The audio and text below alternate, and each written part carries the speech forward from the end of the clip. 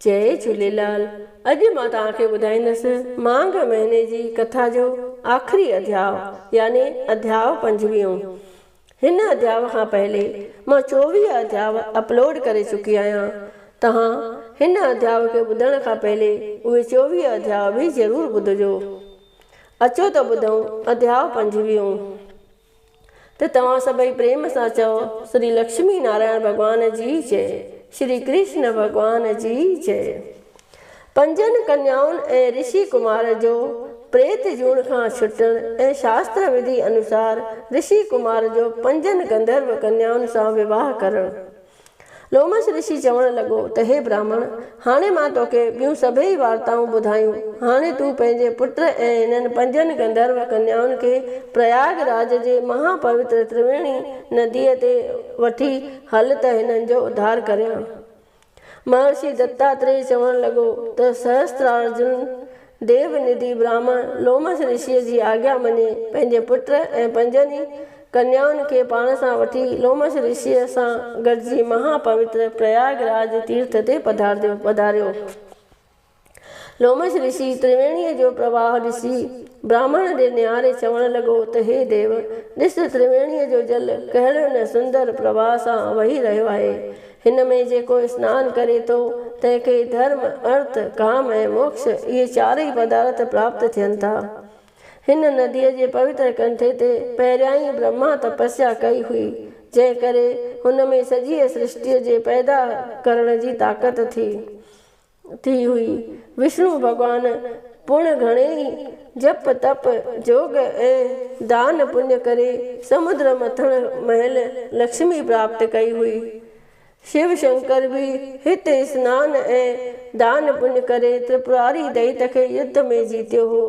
प्रलय काल समय में मार्कंडेय ऋषि पुण्य हिते अची वेठो हो। हिन त्रिवेणीअ जे पवित्र जल में स्नान करण करे राजा इंद्र जी हत्या लही वई हुई। हिन ई नदीअ में स्नान करण करे उर्वशी अप्सरा श्राप खां छुटी मुक्त थी वई हुई। राजा नहुक भी श्राप खां छुटी वियो हो। हीअ महापवित्र नदी सर्व इच्छा पूर्ण करण वारी आहे, मन वांछित फल जे ॾियण वारी आहे। तंहिं करे हे ब्राह्मण, तूं हिननि छहनि ई प्रेतनि खे हिन पवित्र जल में सनानु कराए त इहो प्रेत जूण खां छुटी पंहिंजे असुर के रूप में अचनि। हे राजन, लोमस ऋषिअ जे आज्ञा अनुसार ब्राह्मणनि छहनि प्रेतनि खे त्रिवेणीअ में सनानु करायो, जंहिं करे उहो प्रेत जे नीच जूणीअ खां छुटी पंहिंजे असुर के शरीर खे प्राप्त थियो। पंज गंधर्व कन्याऊं ऐं ऋषि कुमार श्राप खां आज़ाद थिया। लोमस ऋषिअ जे चरण कमलनि ते किरी पिया ऐं बारंबार नमस्कार करे ऋषिअ खां आशीर्वाद वरिताऊं। तंहिंखां पोइ देवनिधि ब्राह्मण खे प्रणाम करे पेरे पिया। तॾहिं लोमस ऋषिअ वेद विधिअ अनुसार ऋषि कुमार जी शादी पंजनि ई गंधर्व कन्याउनि सां कराई। उन वक़्तु हर कंहिंजे वात में बसि शब्द जय जयकार हो। मांघ महीने में प्रेतनि जो थियो उद्धार हो। नगारनि नवपतन खड़ी खड़ी मचाई मौज मोचारी। वॼन वाजा बि वाजत सां करे आवाज़ चौधारी।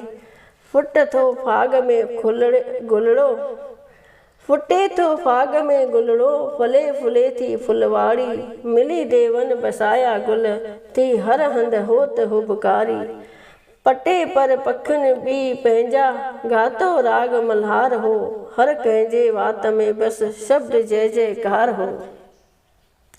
जॾहिं विवाह जो मंगल कार्य समाप्त थियो, परिपूरन परमात्मा सभु कार्य सिद्ध कया। तॾहिं लोमस ऋषि देवनिधि ब्राह्मण खां मोकिलाए पंहिंजे आश्रम ते आयो। देवनिधि ब्राह्मण बि पंहिंजे पुट ऐं पंजनि नुंहंनि खे पाण सां वठी पंहिंजे घर आयो, जिते घणे आनंद सां बाक़ी हयातीअ जा ॾींहं आराम में गुज़ारण लॻो। दत्तात्रेय ऋषि चवण लॻो त हे राजन, तंहिं करे मांघ महीने में स्नान ऐं दान करण जो वॾो महात्म आहे। जेको बि परमात्मा जो प्रेमी हिन महीने में श्रद्धा सां दान पुण्य ऐं स्नान कंदो उहो अवश्य परम गतिअ खे पाईंदो। महाराज सहस्त्रार्जुन दत्तात्रेय ऋषिअ जे मुखार विंद मां मांग महीने जे पवित्र कथा जो कल्याणकारी उपदेश ॿुधी तमामु घणो प्रसन्न थियो। ऋषीश्वर खे घणेई धन पदार्थ, हाथी घोड़ा ऐं वस्त्र भूषण ॾेई ख़ुशि कयाईं ऐं घणे प्रेम सां पूॼा करे आशीर्वाद वठी पंहिंजी राजधानीअ ॾांहुं रवानो थियो।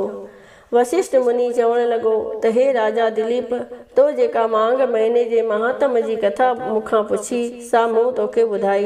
ॿियो बि जेको तुंहिंजे मन में संशय हुजे सो बेशक निवृत्त कर, छो त मांग महीने में कथा ॿुधणु, दान पुण्य करणु ऐं सनानु करण जो वॾो महात्म आहे।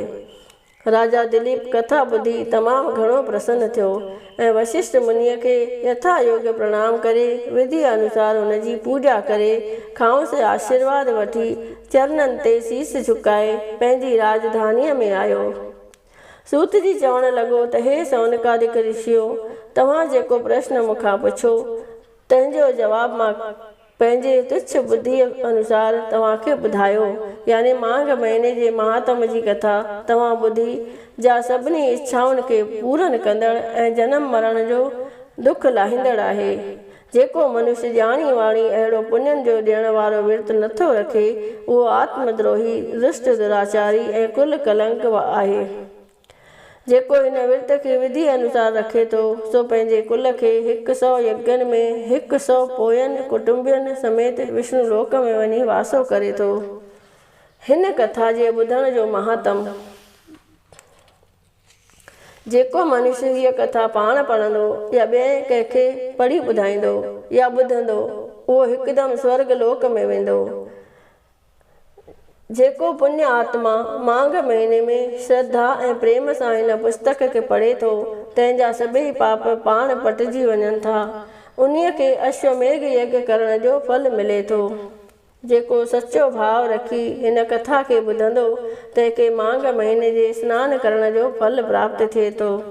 जेको सची भावना सां हिन पुस्तक ते गुल फुल चढ़ाए पूॼा करे थो, तंहिंजो मुश्किल सभु आसान थिए थो। जेको प्राणी हीअ पुस्तक वठी दान करे थो, तंहिंजा सभई मनोरथ पूर्ण थियनि था ऐं हिन लोक ऐं परलोक में सुखी गुज़ारे थो।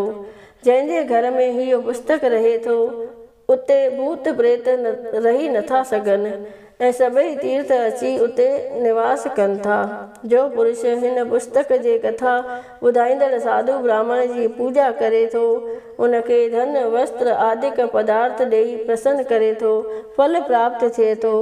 सो हिन लोक में भी सुखी ऐं परलोक में भी सुखी गुज़ारे थो। अंत समय परम पद खे पाए थो। इति श्री पद्म पुराणे मांग महात्म्य 5वां अध्याय संपूर्ण थियो। सभई प्रेम सां चओ श्री लक्ष्मी नारायण भगवान जी जय, श्री कृष्ण भगवान जी जय। मांग महीने जी कथा समाप्त।